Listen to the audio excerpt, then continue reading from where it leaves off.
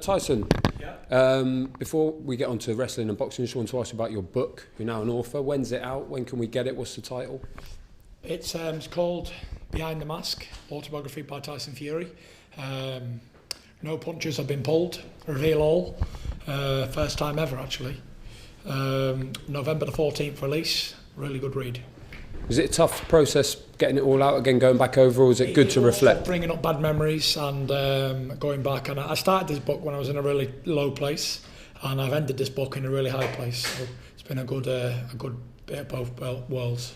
Speaking of two worlds, obviously lineal heavyweight champion in boxing, now a new venture in WWE. First of all, just tell us how it all came about and how you ended up. It was pretty simple how it came about. I got a phone call Wednesday evening, 7 p.m. and before I knew it, I was on a plane at 6 o'clock the next morning to LA. Nobody knew about it, didn't really know much about it myself, just agreed that we're going to go there and do it. I got there and then we worked a deal out, so it was quite a quick turnaround. Few hours, Paris packed the bags and was on a plane with the full family, and Brendan too. And I understand your eldest boy Prince, he's a big fan of wrestling, so it's something about his love of the sport that you're sort of giving that back to him now. 100%, now the dad of the century. And how's the cut? Because obviously it's not that long ago. What was it? 40 days. Yeah. Since it happened, and 47 stitches. Right. Cut's doing well. I've been told it's 100 days to fully healed, and should be all right. Has it been risky at all? Like Frank Warren suggested, the training for wrestling and obviously the fight. Is that a risk that it could open up again, or do you feel pretty confident it'll be okay? It could open up. It could open up. I could walk into the door though and it open up, or anything. So that's the sort of risk element that you're gonna face in day-to-day life. There's nothing I can do from stopping that cut from opening if it's supposed to open. Nothing at all. The training, the wrestling training, how's it been? How does it differ really to boxing training? How's it been the last couple of weeks? Very taxing on the body. Is it? Yeah. Very hard work and a lot of impact to the human body. More so than boxing, obviously in a different way. You don't really take any impact in boxing. Well, at least I don't anyway. Yeah. Apart from the cut, first one in 10 years. So it's been a while since last cut, but yeah, I don't take any impact in boxing. But this, like, you take impact every day, like power slams and suplexes and everything you can think of, getting chucked out of the ring, whatever. It's impact. So it's become painful, to say the least. More so than in boxing, because I assume when you spar, no one's really laying anything on you. So this must be almost. Yeah, I don't get any injuries in boxing apart from that last cut. That was it. I don't get hit, do I? No.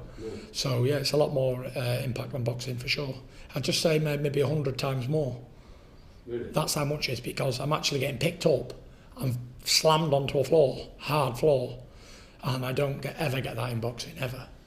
Because the suggestion's sort of been that, Tyson might just keep being a wrestler because he hasn't got to take the punishment that he does in boxing, but you're saying it's actually the opposite. I can honestly tell you, if I spar for 10, 12 rounds, I might get hit 5 times. In this, you're getting impacted every day you train.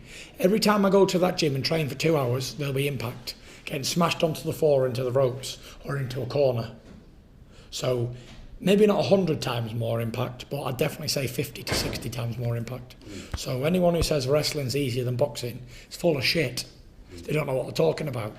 And I'll tell you what it is. I thought I had a hard schedule with boxing twice a year, being away for 10 weeks in training camps.